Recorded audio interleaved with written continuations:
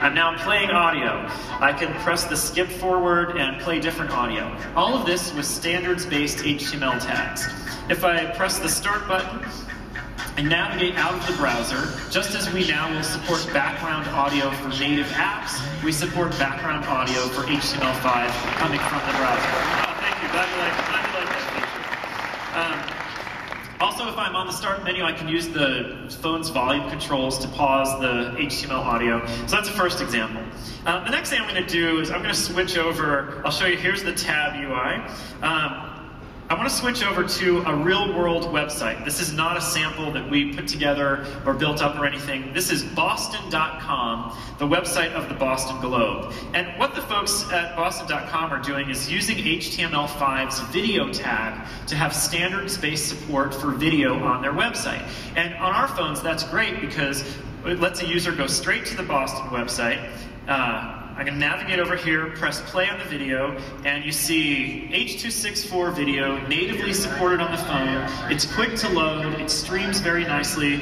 We'll get to actual quality here. You see the quality of the video looks great. We provide a full screen viewer with user controls right there for pause and resume. And if I go back, of course, I'll go right back to the website. Also, actually, while I'm here, it's worth mentioning, I've seen people posting on blogs with IE. Today on Windows Phone, some people are disappointed that in landscape mode you don't get the address bar there on the bottom. Well, you can see here in IE9 on Mango, we fixed that. When I go back to portrait,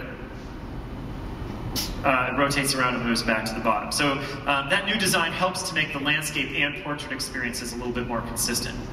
Okay, one more demo.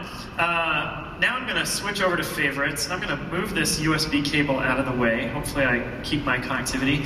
And I want to show you an example of the performance benefit that some HTML5 sites are going to get with the hardware acceleration that's built in.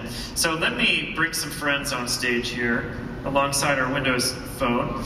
I've got an iPhone 4 and Nexus S and Windows Phone 7 running IE9. Remember, same IE9 core browsing engine with hardware acceleration onto the phone. So what we're going to do is we're going to load an HTML5 speed reading demo on all three of the phones. So let me try to get these ready, and I'm going to do my best to launch them basically simultaneously. In fact, I'm just going to give the iPhone a little head start here because I have only 2 fingers. So we'll start the HTML5 speed reading there, and I'm going to start these two at the same time. Ready? Here we go. 1, 2, 3, go. And let's watch these browsers in action. Now down at the bottom, what you'll see is a frame rate. And you can see the hardware acceleration gets the Windows Phone frame rate up to 23 here. Android is going at 11 and the iPhone's at 2. And you see the page is loaded. There we go. Windows Phone 7's browser is finished rendering the page. The Android phone is almost there, and the iPhone is a little ways behind. Thank you.